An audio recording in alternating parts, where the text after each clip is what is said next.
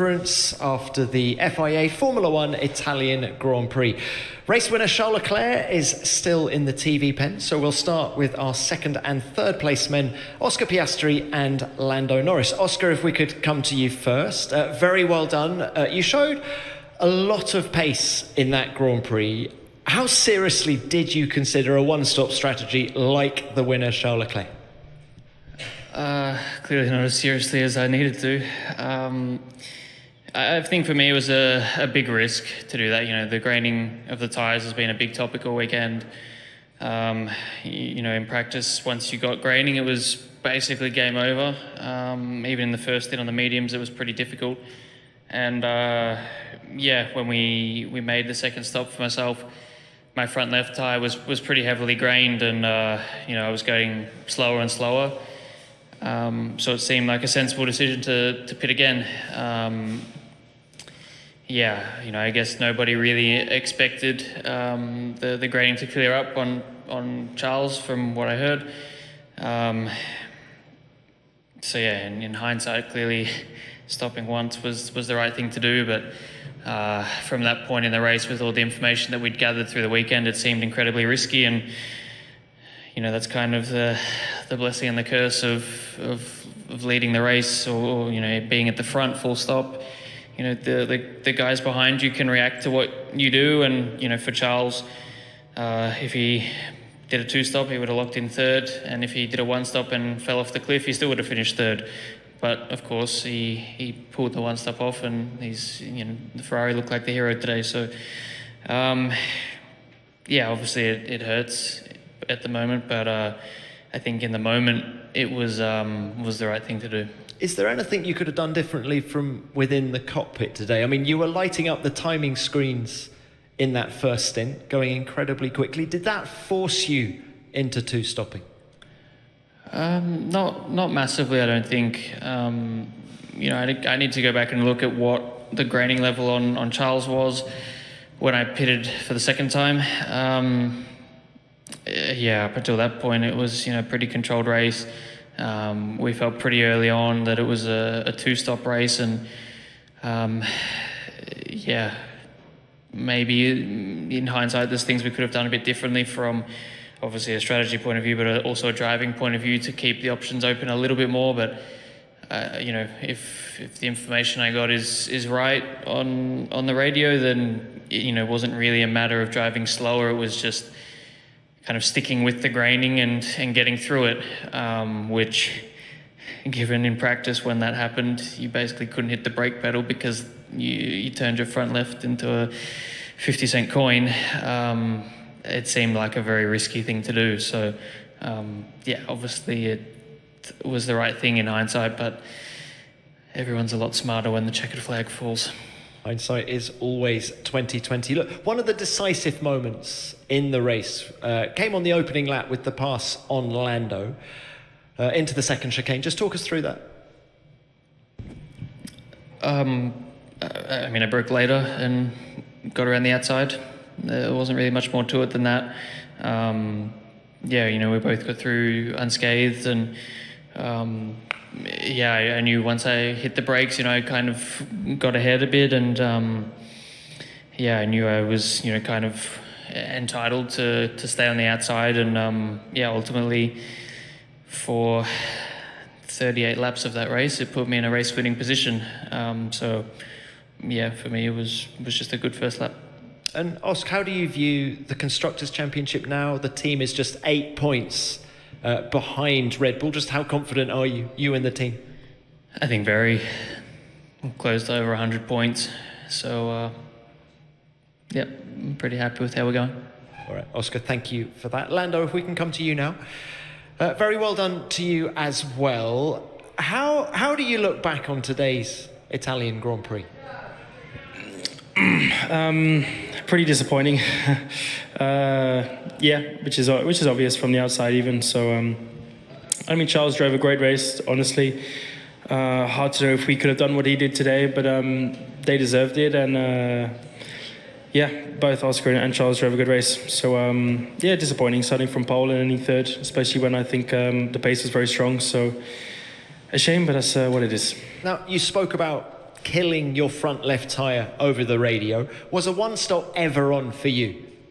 I mean, we tried. We knew it was a quicker thing to do, but I think, yeah, we just kill the tires a little bit too easily. And like Oscar said, it's when you're in third, it's a much easier position to just try and risk and do such a thing. So I don't think we can be too disappointed. I think it was a lot riskier for us to try and do it than it was for Charles, and he made it work. So yeah, no, hats off to them and Ferrari and himself, because the driving part makes a big difference out there. So we thought of it and we wanted to do it. We couldn't today. I think it was clear yesterday we had a good qualifying car, but today our race car was probably not quite good enough. Lando, you say you tried. At what point in the race did you commit to a two-stop? I won a boxed for the second time. Okay. Now, one of the things that's come out of this Grand Prix is that you're allowed to race Oscar Papaya rules. Those are the words of your race engineer, Will Joseph. What are those rules of engagement? Just don't crash, that's all. And was Oscar's pass on you into the second chicane on lap 1, was that all within the rules? Yeah, there was no contact, so he did a good job. Okay, look, final one from me. You've eaten into Max Verstappen's lead. You're now just 62 points behind, 8 races to go. How do you view that? It's the same answer every single weekend. I'm doing the best I can, and the more points I gain, the better, but still 8 races to go. You're doing the best you can. Are you going to need some help? I have help, and from your teammate? Yeah, he helps me. But I'm not here just to beg for someone to let me pass. You know, that's not what I'm here. So I'm here to race. He drove a better race than me, so I finished third, and that's where I deserve to finish. Okay, Lando, thank you very much. Welcome to our race winner, his second win here at Monza, the 7th of his Formula One career. Charles, what a day for you. Just how sweet was this victory? Just as sweet as the 2019 one.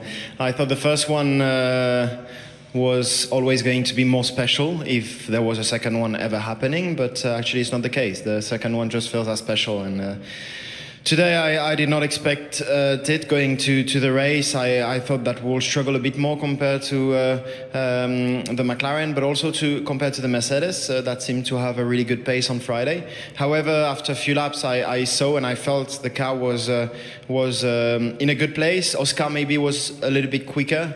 It was difficult to see Lando's pace as he was behind.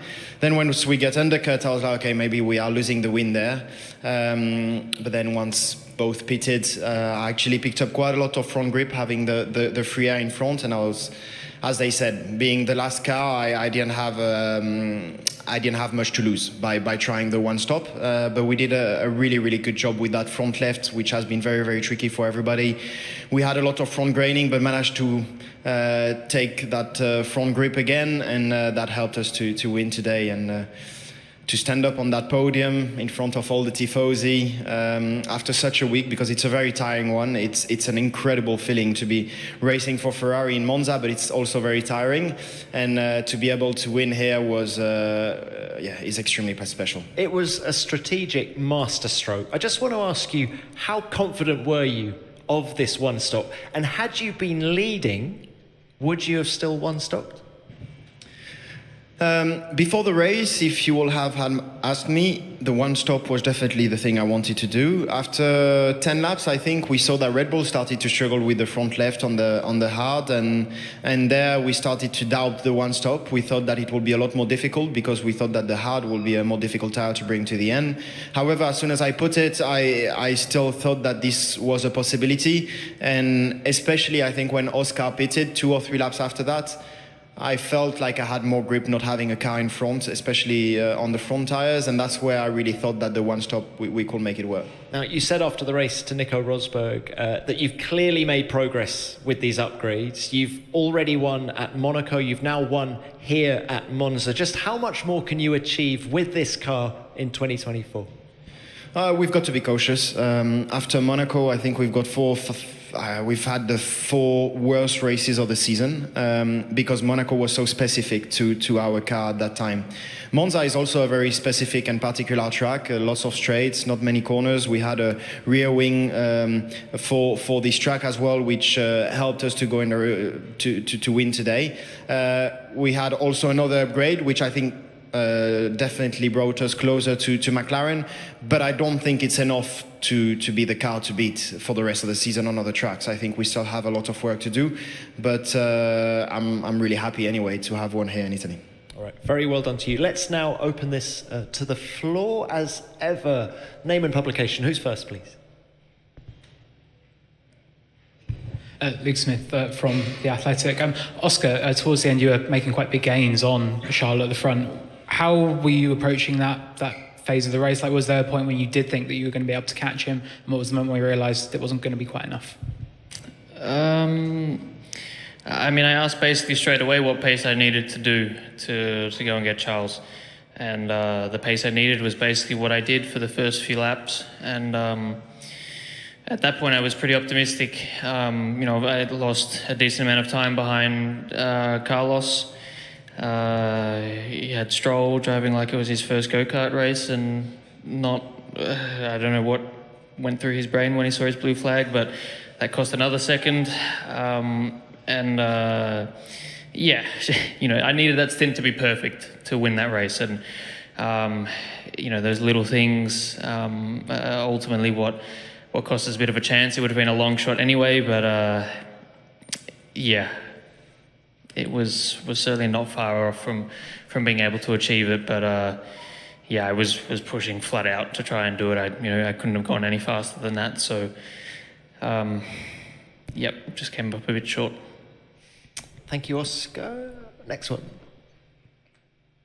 Alex Kalinauckas, Autosport question to Charles, please. Congratulations on the victory. You mentioned the rear wing that you had on this weekend, the Monza special, as it's referred to. I just wonder, can you explain, how do you think, you said it helped you win, can you explain how it did that? Thanks. Well, I mean, we had really good top speed, and that definitely helps on a track like this. So I guess that's how it helped us. I honestly haven't checked on everybody's rear wing, whether everybody has brought something special for here, but it definitely helped us to win today, as the characteristics was good and the balance of the car was also pretty good with that wing. So all in all, from FP1 we didn't change much the car. The car felt good. In qualifying we struggled a little bit with the tires, but in the race we were in a really good place. So the whole package was strong this weekend. Thank you, Charles. Who's next? Bill Duncan, PA. Lando, as you said, you're not begging to get past another driver, but you're now 62 points behind Max, and Red Bull are obviously struggling. Oscar's more than 100 points back. Given that you're much closer and the senior driver as well in terms of years with the team, do you think it's right that McLaren now give you their full backing so you can go on and win this World Championship? And obviously, if Oscar wants to answer that too. I mean, I would love it, but it's not it's not up to me. So it's tough, because obviously I think as any driver you don't want it. You don't want things to just be played that way, and it's a tough one. Obviously I wouldn't say we're running out of time, but time's going away slowly, and I still believe we can do it. The pace is obviously great. I still believe we probably had close to, or if not the best car again today. So I don't know. It's not for me to decide. It's for the team, but I think we're still working together well, and we're sort of helping one another, and I think that's showed plenty of times this year. That we're working together very well as a team, and we're performing as the best team out on the grid, and we're very happy with that. But I don't know. When you're fighting for a championship, you want every little thing, and I'm doing everything I can. The best way simply is just to win the race, and I didn't do that today because of some silly things. So this is for the team, not for me. Oscar, your thoughts? It's for the team? Nothing to say. All right. Okay, next. Lawrence Edmondson, ESPN. Another question to Lando. You mentioned in the TV pen that if you could rewind to that first lap and the Oscar's pass on you, you'd do things slightly different. There didn't seem to be a huge amount of space to do anything any differently. So where do you think you kind of lost that position? What would you do differently? Just brake a bit later. Simple as that. But sometimes it's easier said than done. Oscar obviously braked on the limit and gave me space. That was just about enough. I did my best to avoid anything else happening at the time. But at the same time, if I brake 2 meters later, you don't know and you can't predict. But 2 meters later, and could easily have been a crash. So it's a tough one.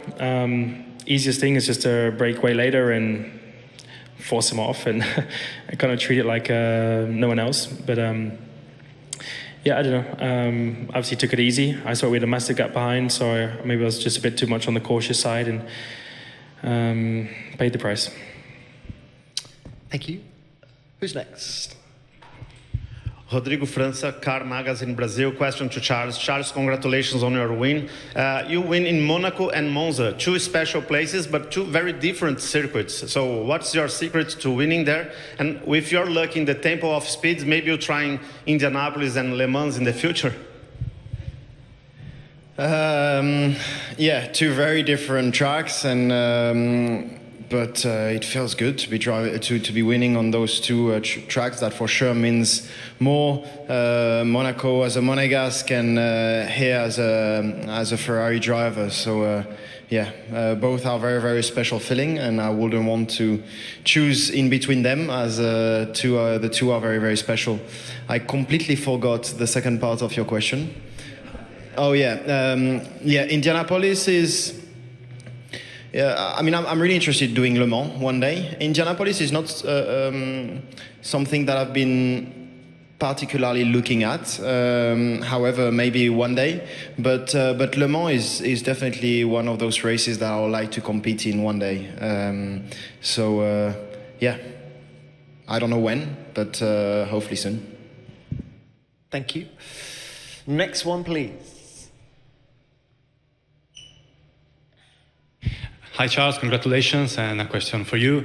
Here in Monza, in front of the Tifosi, a great win. So I wanted to ask you, if Oscar didn't pit, so if maybe the race would have been different with managing with the graining with both the cars, would you have stayed out to maybe look who is the best at dealing with graining, or maybe a two-stop strategy would have been maybe the best solution to keep some pressure and try something different?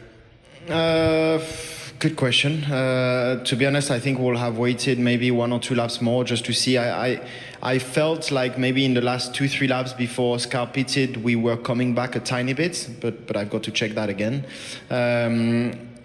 But it was difficult for me to get closer than where I was, mostly because of the front left and the understeer. That being behind Oscar, I had quite a bit too much understeer. So maybe we'll have gone on the second for a second stop and be a bit more aggressive to try and come back towards the end.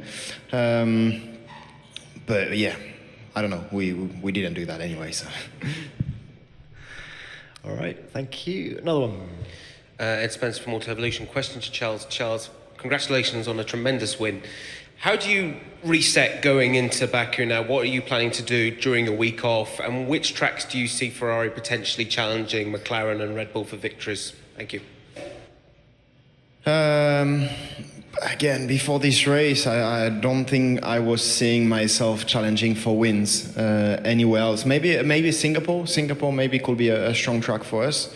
On the other tracks, I still feel like we are a step behind McLaren and Red Bull, but we've seen that we can be very on a par with McLaren if we do everything perfect. Again, I think that the upgrade have helped us in some ways today to have the same pace as them. However, for the other tracks, I don't know whether it will be enough to completely close the gap, especially the gap we've seen in the previous races, not here. So. Yeah, we've got to wait and see, but we've done some step forward. I think we need some others. Thank you, Charles. Another one, please. Yep. Very quick, it's out of focus. Question for Charles. First, compliment. And second, do you have some special superstition that maybe worked for you today? And will you ask for the future team to keep this dark color for the future victories? Thank you.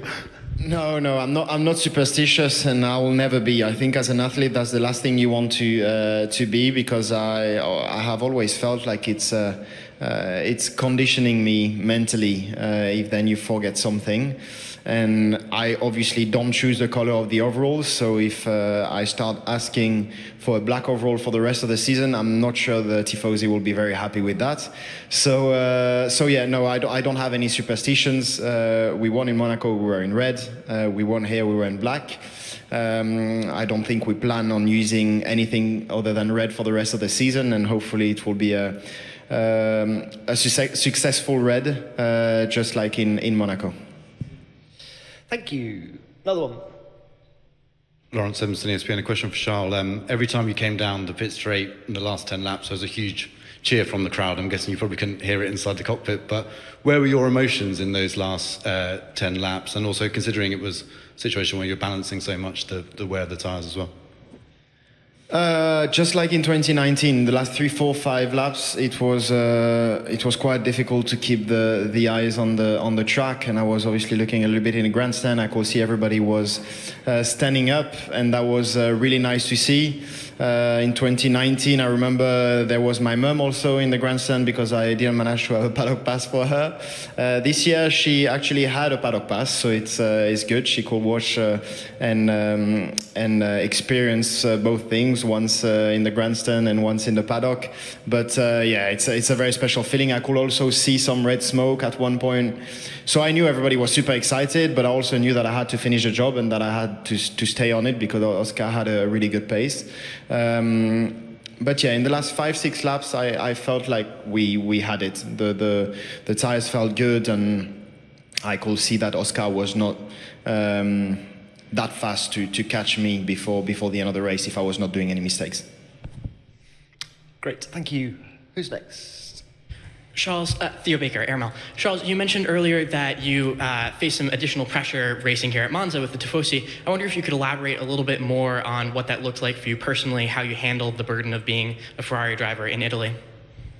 I think more than me personally, yes, there's a little bit more expectations, which translate in a bit more pressure coming into the weekend. However, I think as drivers, we are quite used to it, so it's fine to deal with it. But I think more for the whole team. There are lots of expectations.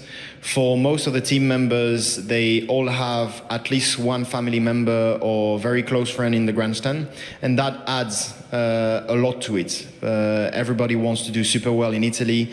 Lots of Italians traveling from all over Italy just to see Ferrari and to cheer for us. So you also want to do well for the big support we have here, and that adds a little bit to the pressure.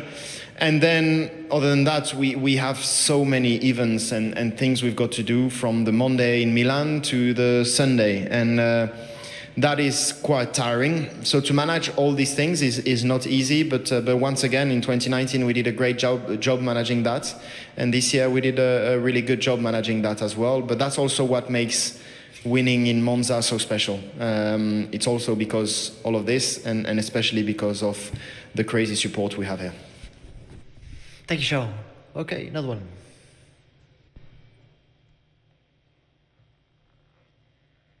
Alex Canlocus, Autosport. Another question to Charles, please. Again, about that final stint. You were just so consistent in the 1-minute 23s, even as Oscar was sort of tearing chunks at you coming through the last few laps. Just how did you do that? What was your thinking? What were you focusing on? What critical areas? Thanks.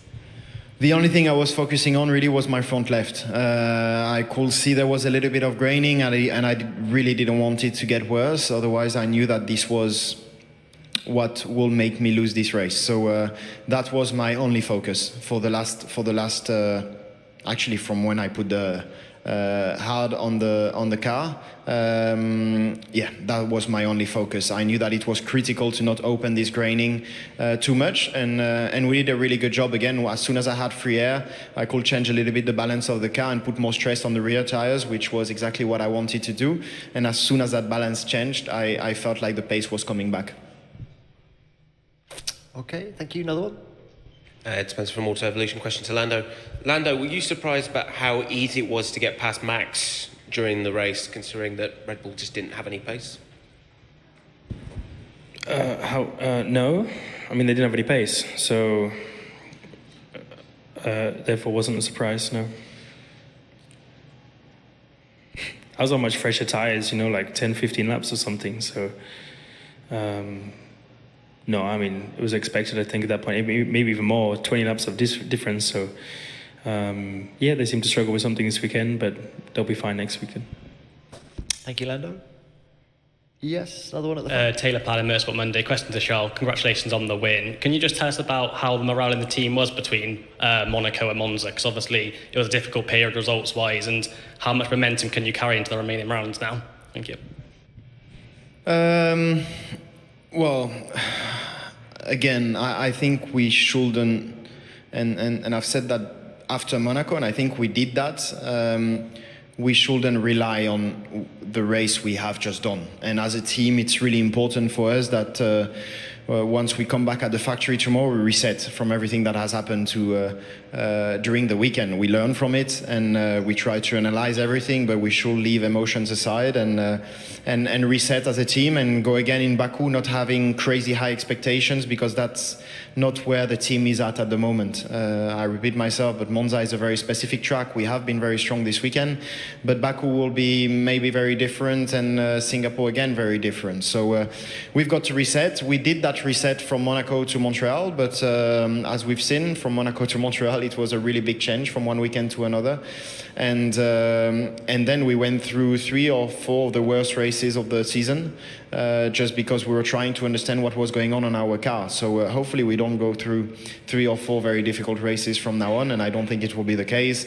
But again, it's very important that not only the team, but I think also the expectations from outside don't become crazy high from one race to another, because this is not realistic. Have we done a step forward? Yes. Is it enough to go and win races until the end of the season? I don't think so yet, but we did a good step in the right direction.